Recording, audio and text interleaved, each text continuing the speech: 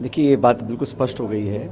कि पार्लियामेंट के अंदर जो पूरा ड्रामा रचा गया था कि किसी ने धक्का दे दिया, चोट लग गई, अस्पताल चले गए, एफआईआर कर दी, वो पूरा जो घटनाक्रम था उसको अंजाम इसलिए दिया गया क्योंकि गृह मंत्री ने जो बोला पार्लियामेंट के अंदर, उस पर जो जनता में आक्रोश था उससे ध्यान डाइवर्ट करने के लिए पूरा जो ड्रामा रचा गया था पार्लियामेंट के अंदर। और बड़ा खेद है मुझे कि हमारे लोकतंत्र में सबसे बड़ा जो हमारा एक संस्था है पार्लियामेंट, उसके अंदर सत्ताधारी दल के लोग खुद इस प्रकार की बातें करें और फिर आरोप लगाएं, एफआईआर करें और सिर्फ ध्यान भटकाने के लिए, जैसा प्रियंका जी ने खुद कहा कि जनता का ध्यान भटकाने के लिए, गृह मंत्री के बयान से लोगों का ध्यान भटकाने के लिए, लेकिन देश में संदेश चला गया और संविधान और अंबेडकर जी के लिए भाजपा की जो सच में जो सोच है वो जमा पे आ गई। अब उसका विरोध न सिर्फ कांग्रेस पार्टी, पूरे देश में विरोध हो रहा है।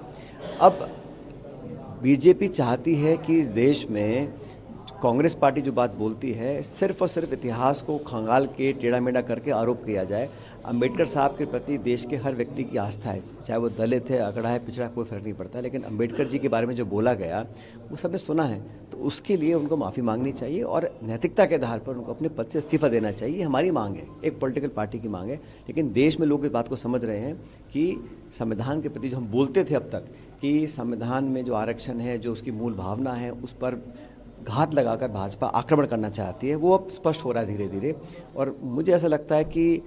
जो सोच और प्रवृत्ति है भारतीय जनता पार्टी की, क्योंकि सत्ता में बहुत साल हो गए उनको, तो उनकी सोच जो है वो संविधान की जो मूल भावना है उसके विरोध में है। और इस पूरे मुल्क में जो गरीब है, पिछड़ा है, वंचित है, दलित है, आदिवासी है, जिनको संरक्षण संविधान ने दिया है,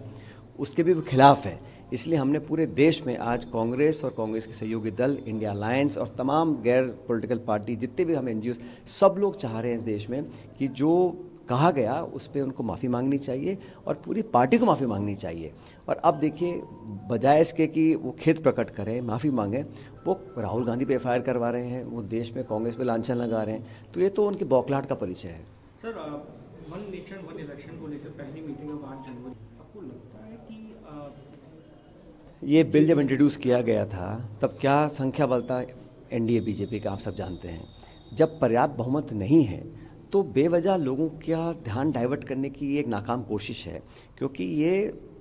पूरे देश में कम से कम जो इंडिया अलायंस है, हम सब लोग चाहते हैं कि लोगों को चुनाव लड़ने का एक मौका मिलना चाहिए, लेकिन ये सब एकीकरण करना चाहते हैं, सत्ता का, संगठन का, संवैधानिक संस्थाओं का, जुडिशरी का, ब्यूरोक्रेसी का, निर्वाचन आयोग का, वो सब उसमें एक करना चाहते हैं। अब हरियाणा, महाराष्ट्र के चुनाव अब आपने इकट्ठे कराए नहीं, अब आप पूरे देश में इकट्ठा कराना चाहते हो और आपके पास पर्याप्त बहुमत नहीं है, जब एडिक्वेट मेजॉरिटी आपके पास पार्लियामेंट में नहीं है तो किस बना पर आप इसको पेश करके पारित करवाएंगे। अभी मीटिंग में मीटिंग करे जा रहे हैं, लेकिन जो महंगाई है, बेरोजगारी है, जो देश में तमाम जगहों पर, और मुझे समझ में नहीं आ रहा कि आज नौजवान नौकरियां खोज रहे हैं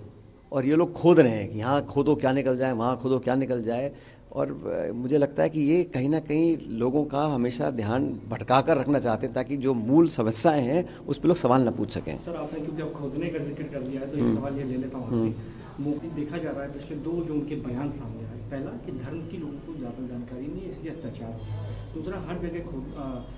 मंदिर देखिए इससे गलत हो। बीजेपी एक तरफ एएसआई के सर्वे हो रहा है, एक तरफ उनके बयान हो रहा है, आपको लगता है कहीं रिफ्ट है दोनों ऑर्गेनाइजेशन के बीच में या? ये तो वो जाने, उनका काम जाने हैं। मैं तो जो मुझे दिख रहा है मैं वो बोल रहा हूँ कि इस देश में किसान आंदोलन कर रहे हैं, आत्महत्या कर रहे हैं, पानी, बिजली, नौकरी, सड़क, निवेश, चिकित्सा, शिक्षा, इस पर कोई ध्यान सरकार का नहीं है। अभी जीएसटी पे नाना प्रकार के अलग अलग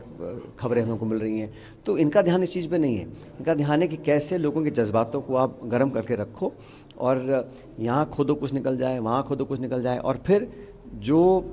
स्टेटमेंट देकर बोलना चाहते हैं कि ऐसा नहीं करना चाहिए, लेकिन हकीकत है कि हो रहा है। और कोई ना कोई ऐसी ताकतें हैं जो कहीं ना कहीं इस प्रकार के कारनामों को अंजाम देना चाहते हैं ताकि लोगों में द्वेष की भावना फैली रहे, धर्म और लिंग और भाषा और जाति के नाम पर लोग हमेशा बटे रहें। ऐसा रहेगा तो भाजपा को लगता है कि हमेशा वोट ले सकते हैं, लेकिन इस देश के नौजवान, इस देश में जो देश के नागरिक हैं,